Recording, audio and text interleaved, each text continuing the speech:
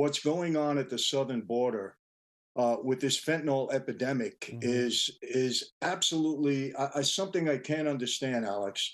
When you're in an administration, you're a president in charge of the welfare of the country, that people put you in a position of trust to really watch over them, to protect them, and you see what's going on the southern border, and you allow this fentanyl to keep coming into our country, all these opioids. We know what's happening. We know where it's coming. I spoke to 850 Border Patrol agents in the state of state of Texas just a couple of months back. And what they told me was frightening. They're not getting any help, number one, and they're not even getting 10% of the illegal drugs that are coming across this country. And fentanyl is poison.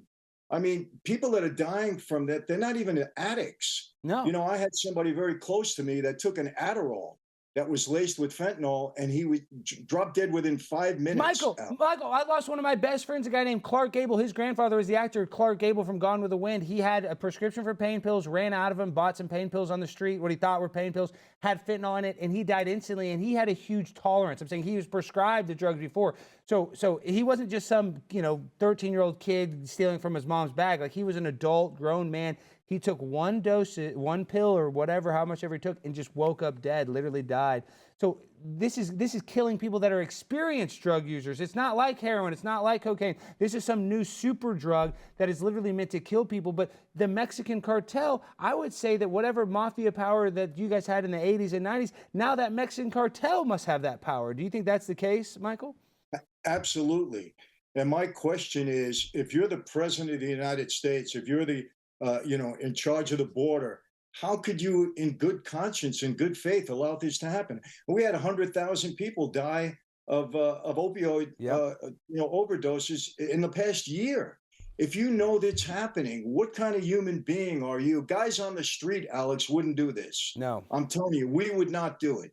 And yet this is happening, and I just can't understand it. To me, it's out of all the things that are going wrong in government, this might be the worst at this point in time, because we're murdering people. And we're letting it happen. Causing people get murdered. Yeah, I'm saying, and the government is letting it happen. I mean, I'm here in Texas, and they always play those videos, Michael, where it'll be Kamala Harris. They let a busload of people off in Kamala Harris's yard, and that's the biggest deal. I'm telling you, at Bachman Lake, where I walk, the park, every day there's a new bus where they let the people off. They have a backpack. They have on masks because they don't know the mask rule. And it's oftentimes little kids with like an adult guy. And you're like, that doesn't look like their dad. So we can talk about the fentanyl all day. That's terrible because it's killing rich people, poor people. It's all social classes, all races.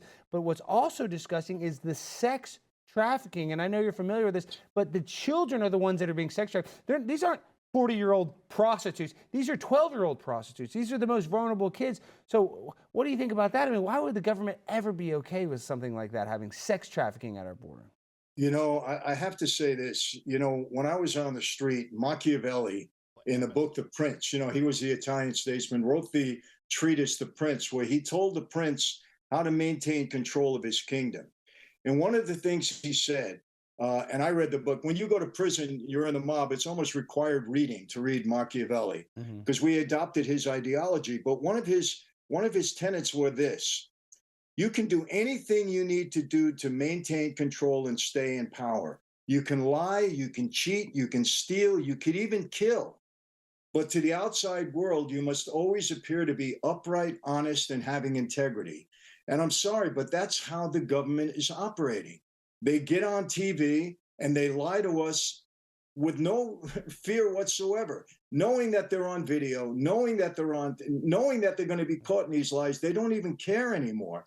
It's all about power and control. And I'll tell you this, people say, oh, Michael, you're off on this. We know that Joe Biden is not such a humanitarian. Neither is the Democratic Party. Why are they letting all these illegal immigrants come across the border? There can only be one reason. They're creating a voting bloc to keep them in power. Now, people say, oh, come on, that's insane. No, it's not. Because at one point in time, they're trying to get these immigrants to be able to vote without being citizens. And at one point in time, what do? They send their minions out and they say, hey, you either vote Democrat because we brought you here. If you vote anywhere else, they're going to send you back. That's the only reason that makes sense. Why would they be doing this? I'm so fly, I'm aligned with the planes. My grind so refined, I got no time for no games. Ask yourself